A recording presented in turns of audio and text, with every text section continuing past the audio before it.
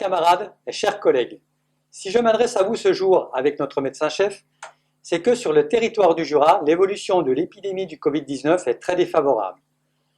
Bien au-delà des considérations inutiles sur la pertinence de telle ou telle mesure, la réalité de la situation est là et s'impose à nous toutes et tous. Les chiffres de transmission du virus s'accélèrent et nous allons devoir faire face pour les prochaines semaines à une situation très difficile. Le taux d'incidence s'est multiplié par 3 en moins de 8 jours, dépassant le seuil d'alerte. Les conséquences, nous les connaissons, sur notre santé, sur celle de nos proches, sur notre potentiel opérationnel.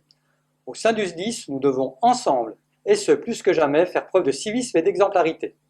Les mesures barrières doivent être appliquées impérativement et complètement, dans les centres, en opération et dans chaque événement qui nous rassemble. Il nous faudra tenir dans le temps, se laver régulièrement les mains, tousser dans son coude, avoir un mouchoir jetable, se saluer sans contact, limiter le plus possible les regroupements et dans ce cas, porter impérativement le masque. Chacun d'entre nous a sa santé entre ses mains et a aussi celle de ses camarades, collègues et proches. Aucune raison de confort, de lassitude ou de convivialité ne peut justifier un relâchement de ces mesures barrières. Je demande à chacun d'entre vous d'appliquer et de faire appliquer fermement ces consignes de précaution. Elles nous permettront de poursuivre nos activités.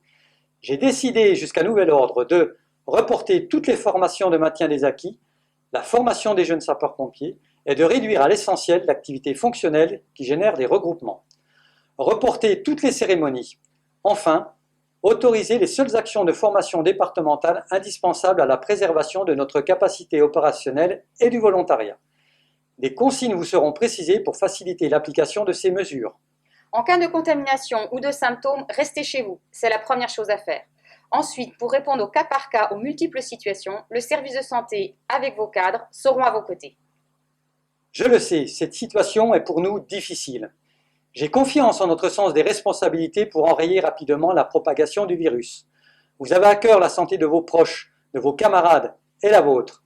Je sais par-dessus tout que vous saurez vous maintenir en capacité opérationnelle pour porter secours à la population. Merci à vous.